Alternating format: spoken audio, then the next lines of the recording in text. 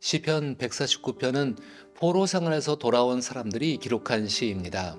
이들은 자신들에게 주어진 해방을 어떻게 생각했을까요? 각자의 처지에 따라 다양한 생각들이 있었을 것입니다. 그들은 자신들의 다양한 생각을 바탕으로 이스라엘의 신앙과 공동체 그리고 왕국의 재건을 위해 힘썼을 것입니다. 이스라엘의 신앙, 공동체, 그리고 왕국을 재건하는 일은 철저한 희생을 요구하는 고된 삶이었습니다. 사실 돌아온 사람들이 살아가야 할 곳은 버려진 쓰레기 더미 위였으며 그들이 주장할 수 있는 권리는 없었습니다. 그들은 자신의 땅에서 이방인 취급을 받아야 했습니다. 이런 상황 속에서 두 가지 종류의 생각이 있었습니다. 첫 번째는 해방, 희망, 그리고 성취에 관한 생각입니다.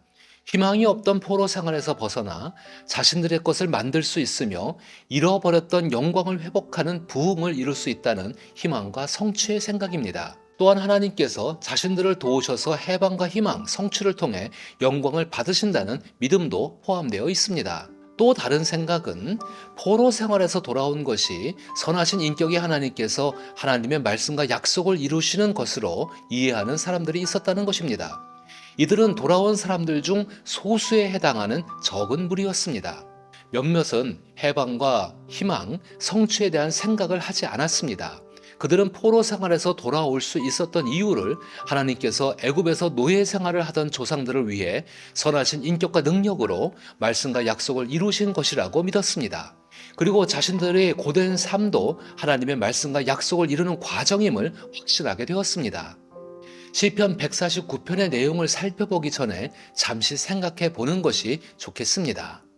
하나님께서는 포로기 이후 주 예수께서 오시기 전까지 400년 동안 침묵하십니다. 이 기간 동안 묵시나 선지자가 없었습니다. 그러나 예수님 시대에도 구원을 기다리는 참된 신앙인들이 존재했습니다. 무엇을 의미할까요?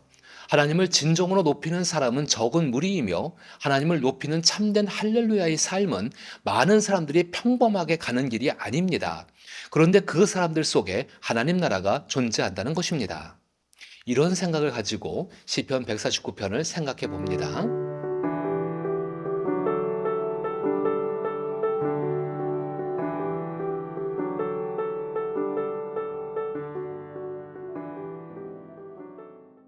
시편 149편은 하나님을 진정으로 찬양하는 할렐루야를 위해 살아온 소수의 사람들의 간절한 기대와 확신을 담고 있습니다.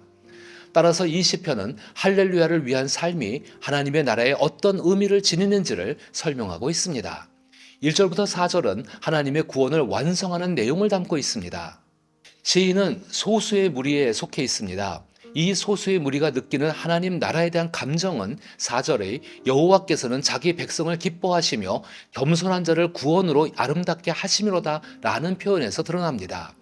이는 보잘것없고 평범한 사람들을 하나님과 함께 할 수 있도록 높이시고 사랑하신다는 의미입니다. 이와 같은 일은 하나님의 형상, 즉 인격을 따라 창조된 모든 사람을 향한 하나님의 선하신 인격에 의해 이루어집니다. 구원을 시작하신 분은 하나님이시며 구원을 완성하시는 분 또한 하나님이십니다.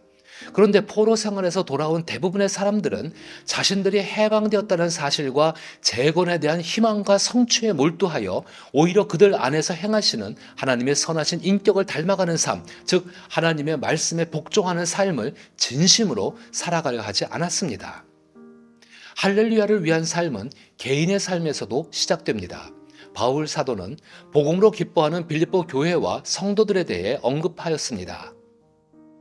바울 사도가 예수 그리스도로 말미암아 죄에서 해방되고 자유자의 삶을 살게 된 사람들을 향해 말한 이 말은 꼭 기억해 주시기 바랍니다.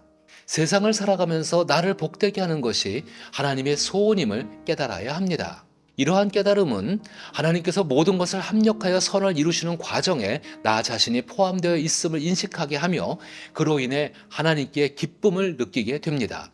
이것은 내 안에 하나님의 구원이 완성되어 가고 있다는 증거입니다. 그 사람의 예배, 찬양, 춤, 그리고 악기를 통한 찬양 등이 그 사람이 속한 공동체를 하나님의 구원을 이루는 공동체로 발전시킵니다. 그 안에서 하나님 나라의 의와 기쁨, 평화가 자라나며 또 다른 구원의 열매를 맺게 됩니다. 5절에서 9절은 하나님께서 행하신 심판의 완성을 말합니다. 5절과 6절의 표현은 느헤미야서에서 언급된 것처럼 하나님을 높이는 믿음을 바탕으로 한 손에는 성벽 재건을 위한 작업 도구를, 다른 한 손에는 언제 나타날지 모르는 대적들과 싸우기 위한 무기를 들고 있는 모습을 묘사하고 있습니다.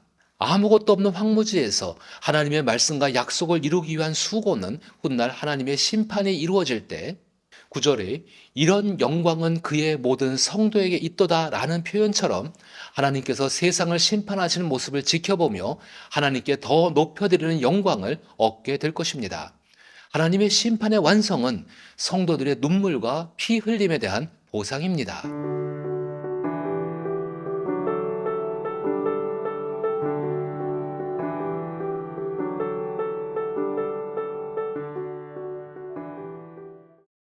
선하신 하나님의 인격은 우주와 공동체, 그리고 개인이 하나님을 높일 수 있도록 이끌어 가십니다.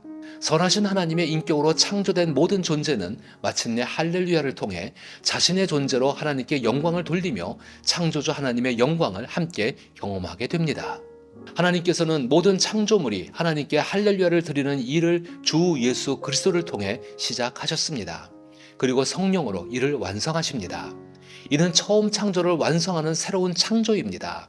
하나님은 이러한 일을 주 예수께 자신의 운명을 맡기고 예수의 성품을 닮아 하나님의 인격을 따라 주 예수님처럼 하나님의 말씀과 약속을 이루려는 한 명의 그리스도인과 교회를 통해 이루어지게 하십니다. 이와 같은 주 예수 그리스도로 인해 이 땅에서 시작된 하나님 나라는 할렐루야를 드리는 삶을 통해 성장하게 됩니다. 이러한 모습을 통해 주 예수를 믿지 않는 사람들을 구원의 자리로 초대할 수 있습니다. 이처럼 할렐루야를 위한 삶을 살아가는 참된 그리스도인과 교회가 되기를 나사렛 예수의 이름으로 축복합니다.